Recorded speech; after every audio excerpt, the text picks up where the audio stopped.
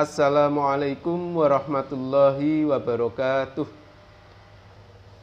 Alhamdulillahirabbil alamin wa bihi nasta'inu ala umurid dunya waddin. Assalatu wassalamu ala asrofil anbiya'i wal mursalin sayyidina Muhammadin wa ala alihi wa ashabihi wa man tabi'ahu bi ihsan ila yaumiddin. Amma ba'du.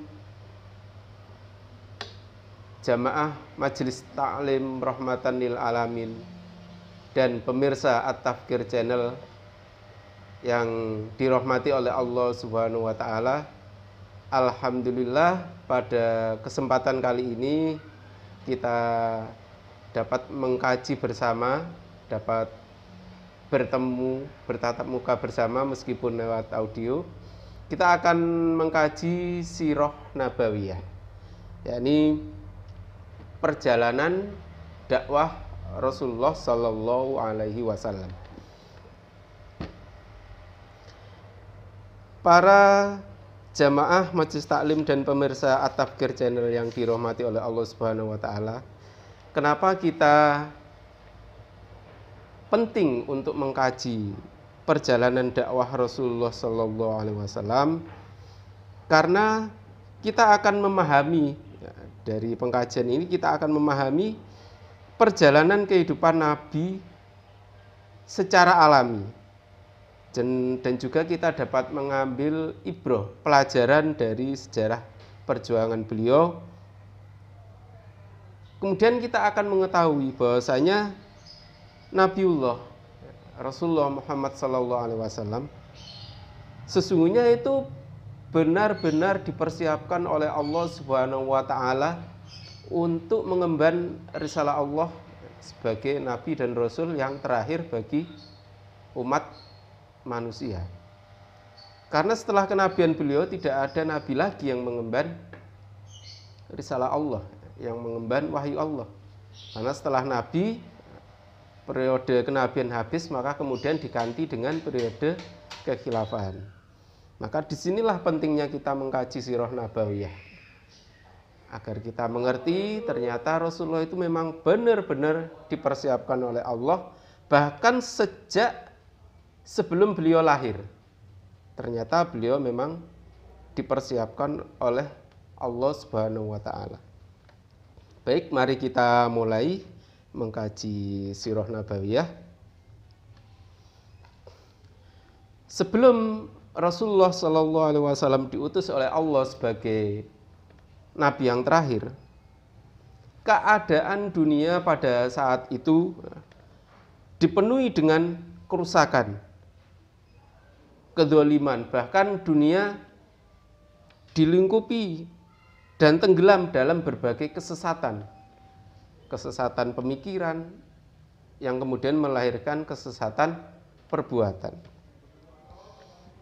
Kedzaliman dan kesesatan ini bisa kita kategorikan menjadi kesesatan politik, kesesatan sosial, kesesatan ekonomi, dan kesesatan akidah.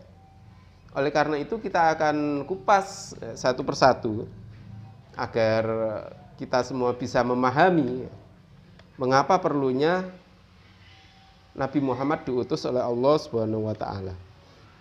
Jamaah yang dimuliakan oleh Allah Subhanahu wa taala, yang pertama adalah kesesatan politik. Pada saat itu, dunia dipimpin dengan hukum-hukum yang bukan diturunkan oleh Allah Subhanahu wa taala. Sehingga terjadilah kesesatan politik. Politik yang dijalankan bukan menggunakan hukum Allah Subhanahu wa taala. Adapun yang dominan pada saat itu adalah Romawi dan Persia. Jadi imperium ya. Kita tidak mengatakan sebagai kerajaan. Kalau kerajaan kecil, kalau imperium itu lebih besar dari kerajaan. Jadi ada imperium besar sebelum Nabi Muhammad itu lahir, yakni imperium Romawi dan imperium Persia. Inilah yang menguasai tatanan dunia pada saat itu. Kenapa kedua imperium ini dikatakan mendominasi kedzaliman politik, kesesatan politik, karena kedua imperium ini memerintah bukan dengan hukum-hukum Allah. Imperium Romawi misalkan. Imperium Romawi itu menjalankan politik mereka dengan akidah pagan, yakni akidah menyembah berhala. Meskipun pada akhirnya kemudian Romawi ini mengadopsi agama Kristen. Namun Kristen yang sudah bukan terkontaminasi ya, tapi ada perpaduan dengan agama pagan yang dianut Romawi tadi, sehingga Kristen yang diemban oleh Romawi itu kemudian berubah menjadi penyembahan kepada selain Allah. Nah, itulah kondisi Romawi pada saat itu. Adapun Persia, Imperium Persia itu memang dari awal menyembah api, ya, menyembah api. Sehingga ini yang dinamakan kedzaliman dan kesesatan yang diemban oleh Persia yang tidak memakai hukum-hukum Allah. Nah, makanya kemudian tatanan politik dunia pada saat itu dikuasai oleh Romawi dan Persia. Bahkan di dalam Al-Quran bahkan pernah disebut oleh Allah Subhanahu wa Ta'ala bahwasanya Romawi pernah mengalahkan Persia, ya kan? Ada surah yang menyebutkan kemenangan Romawi atas orang-orang Persia. Nah, itu yang pertama, ya, kedzaliman politik. Kemudian yang kedua adalah kedzaliman sosial. Kedzaliman sosial ini, jadi kelas-kelas sosial itu yang ada di masa sebelum kelahiran Nabi Muhammad itu dikuasai oleh sosial kelas-kelas tertentu, yakni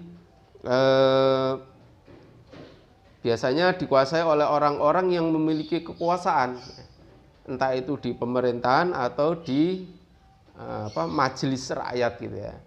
Jadi Romawi ketika itu memang mengadopsi sistem perpolitikan yang berasal dari Yunani kuno. Nah, jadi sistem perpolitikan dari Yunani kuno itu ya seperti yang kita saksikan sekarang ini, yakni ada permusyawaratan rakyat, ya, wakil rakyat. Nah, jadi modelnya persis seperti demokrasi saat ini.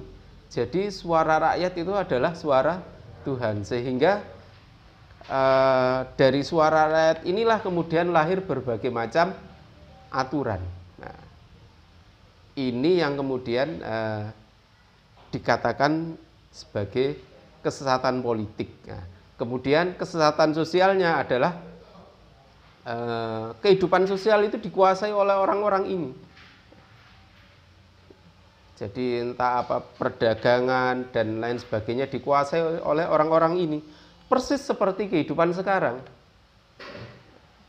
Jadi perekonomian itu dikuasai oleh orang yang pegang kekuasaan, entah itu di pemerintah. Membuat undang-undang itu yang menguntungkan mereka. Jadi bukan rakyat yang diuntungkan. Ya, itulah kedzaliman sosial, ya. Kedzaliman sosial ini kemudian melahirkan undang-undang. Ya, jadi persis seperti saat ini. Jadi kayaknya kita balik sebelum Islam, ya, kehidupan kita sekarang. Kemudian kedzaliman ekonomi, nah, ya, karena perusahaan itu milik dari orang-orang yang memiliki kekuasaan, tentu kehidupan ekonominya pun mereka kuasai. Ya. Mereka kuasai perusahaannya, ya, distribusi barangnya, ya, kemakmurannya itu dikuasai oleh orang-orang tertentu yang dekat dengan kekuasaan. Kemudian kesesatan akidah. Nah, ini, ya, yang terpenting ini. Jadi karena tidak menyembah Allah Subhanahu wa Ta'ala, maka ini dinamakan sebagai kesesatan akidah. Jadi kalau di awal-awal Romawi itu memang jelas memang agamanya pagan. Kemudian di akhir-akhir kemudian berasimilasi dengan Kristen yang kemudian menjadi Kristen ortodok gitu ya, yang taklukkan oleh Sultan Muhammad Al-Fatih. Itu gereja terbesar, itu namanya katedral. Katedral itu melebihi gereja. Jadi pusat kekuasaannya Kristen ortodok itu dulu di Konstantinopel. Meskipun di negara-negara Eropa Timur ada, seperti Rusia gitu ya.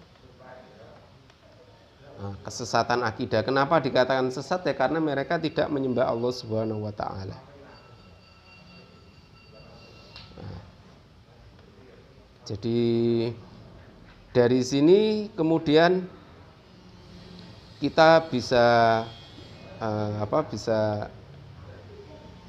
mengetahui bahwasanya kemudian diutuslah Nabiullah Muhammad SAW agar kesesatan akidah ini hilang. Kesesatan akidah ini hilang. Karena mereka tidak menyembah Allah Subhanahu wa taala. Nah, di dalam Al-Qur'an Allah berfirman, "A'udzubillahi minasyaitonirrajim. Wala in sa'altahum man khalaqas samawati wal ard la yaqulunallah." Nah, ini orang-orang Arab zaman dahulu. Ketika ditanya, sesungguhnya jika kamu tanyakan kepada mereka, siapa yang menciptakan langit dan bumi? Tentu mereka akan menjawab Allah. Nah, ini kalau orang Arab ya. Jadi orang Arab pra-Islam itu mereka mengetahui Allah. Yang menciptakan langit dan bumi itu Allah. Jadi mereka tahu. Ya terus apa kesesatannya? Ya. Nah, kalau ditanya lebih lanjut, ya, orang-orang Arab itu ditanya lebih lanjut, kenapa kalian menyembah patung-patung itu? Apa yang kalian harapkan dari patung-patung itu? Mereka akan menjawab, dia mendekatkan kami kepada Allah yang ada di langit. Nah, ini kesesatan mereka orang Arab ya. Jadi patung-patung yang ada di Ka'bah itu sebetulnya sebagai wasilah. Pada awalnya mereka menyembah Allah ya, karena memang agama mereka itu warisan dari Ismail, karena mereka adalah keturunan Nabi Ismail. Betul mereka menyembah Allah. Nama Allah itu sudah ada di masa pra-Islam, di masa jahiliyah itu Allah sudah disembah. Tapi penyembahannya adalah lewat patung-patung. Karena anggapan mereka patung-patung itu adalah bisa mendekatkan diri kepada Allah yang ada di langit. Sehingga inilah yang kemudian dikatakan sebagai kesesatan akidah, yang kemudian menjadi titik tolak diutusnya Nabi Muhammad sebagai Rasulullah. Kemudian kesesatan yang selanjutnya adalah kesesatan pemikiran. Kesesatan pemikiran. Jadi kebodohan sudah tampak pada mereka.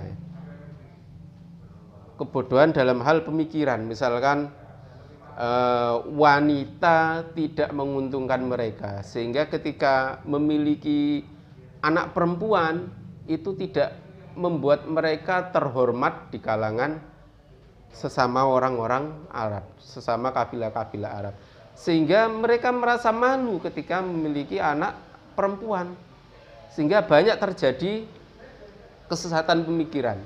Ketika memiliki anak perempuan yang baru lahir, besar sedikit sudah dikubur hidup-hidup. Nah, ini kita ketahui ya, ketika Umar bin Khattab ketika masih jahiliyah mengubur anak perempuannya hidup-hidup. Ya. Terus kemudian beredarnya tahayul dan hurufat di tengah-tengah kehidupan mereka, ya. Sehingga banyak terjadi, ya, banyak muncul penyihir-penyihir di kalangan mereka. Ya. Ada peramal-peramal, persis seperti orang Gipsi, ya. Gipsi atau Gypsy, ya, modelnya kayak gitu.